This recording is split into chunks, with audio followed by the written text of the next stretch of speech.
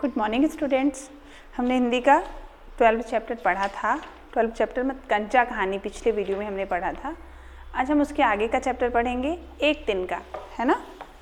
इसके लेखक कवि कौन है? अयोध्या सिंह उपाध्याय, हरिऔध। ये जो चैप्टर है आपका एक दिन का, सॉरी यहाँ पर हिंदी डालना भूल गए थे।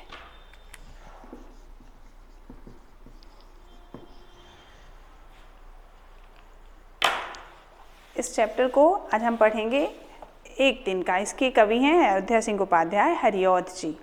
इसमें एक दिन मतलब इंसान जो घमंड करता है तो उसके घमंड को दूर करने के लिए कुछ बातें हमें बताई गई हैं कि कैसे लोग घमंड करते हैं और उनका घमंड कैसे चूर हो जाता है। मैं घमंडों में भरा ऐंठा हुआ, एक दिन जब था मुंडेरे पर खड़ा। क्या कहता है? इंसान बताता है स्वयं की बात, मतलब वो मन की भावनाएं हैं। क्या कहते हैं कि मैं घमंडों में भरा है, मैं घमंड से भरा हुआ बहुत ही गर्वित होकर खड़ा था अपने मुंडेर पर, अपने छत की मुंडेर पर घमंड से खड़ा था।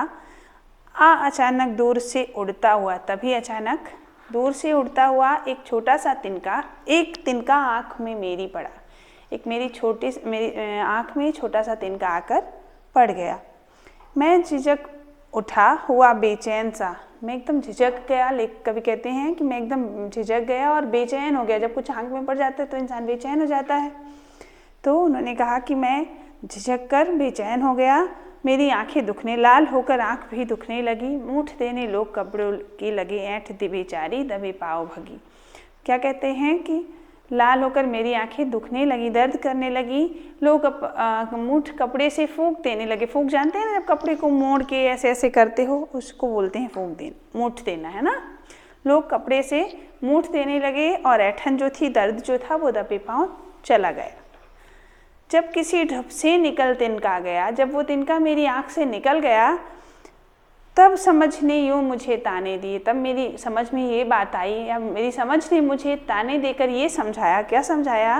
कि ऐंठता तू किस लिए इतना रहा? मनुष्य घमंड क्यों करता है? तो इतना घमंड क्यों करता है? एक तिनका है बहुत तेरे लिए, एक तिनका ही तुम्हारे लिए काफ़ी है। एक तिनके के आँख में पड़ जाने से मनुष्य इतना घबरा जाता है ना, कि एकदम आँख दर्द होने लगती है, मतलब परेशान टाइप का हो जाता है। तो घमंड किस बात का है ना? मनुष्य को घमंड, हमें ये चैप्टर हमको शिक्षा देता है कि हमें कभी भी घमंड नहीं करना चाहिए।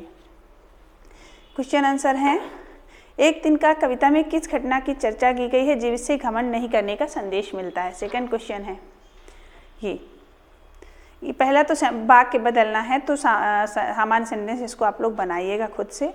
दूसरा है, एक दिन का कविता में किस घटना की चर्चा की गई है जिससे घमंड नहीं करने का संदेश मिलता है? इसमें किस घटना की बताइए चर्चा की गई है? ये बताया गया है कि मनुष्य के लिए एक तिनका, मनुष्य अपने छत की मुंडेर पर खड़ा था, तभी उसकी आंख में एक तिनका आकर पड़ गया। और ये बताया गया है कि एक तिनका ही मनुष्य के लिए काफ़ी है, इसलिए घमंड नहीं करना चाहिए। आँख में तिनका पड़ने के बाद घमंडी की क्या दशा हुई? आँख में क्या हुआ था? आँख में तिनका पड़ने के बाद घमंडी के साथ उसकी आंखें दुखने लगी थी, है ना। आँख में तिनका पड़ने के बाद घमंडी की आंखें दर्द होने लगी, लाल हो गई, है ना। फिर अगला क्वेश्चन है, घमंडी की आंख से तिनका निकालने के लिए उसके आसपास के लोगों ने क्या किया? तो उसकी आंखों से तिनका निकालने के बाद निकालने के लिए उसके आसपास के लोगों ने कपड़े की मूठ दी, है ना। तो ऐंठन दबे पाँव चली गई। एक तिनका कविता में घमंडी को उसकी समझ ने क्या चेतावनी दी? क्या कहा था? ऐंठता तू किस लिए इतना रहा, एक तिनका है बहुत तेरे लगे। इसी प्रकार की चेतावनी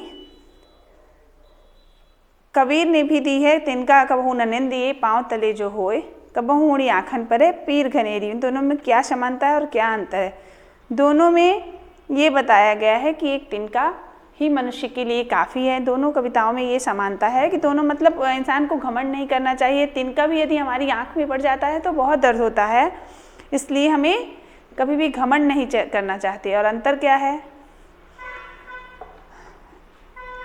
कि एक तुच्छ भी चीज़, छोटी सी भी चीज़ की कभी निंदा, कबीर वाला जो दोहा है वो हमको ये समझाता है कि एक तुच्छ चीज़ की भी कभी निंदा नहीं करनी चाहिए, है ना।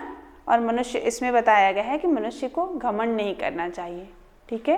क्वेश्चन आंसर भी करा दिए, बता दिए हैं, फिर भेज देंगे तो आप लोग लिख लीजिएगा। Thank you.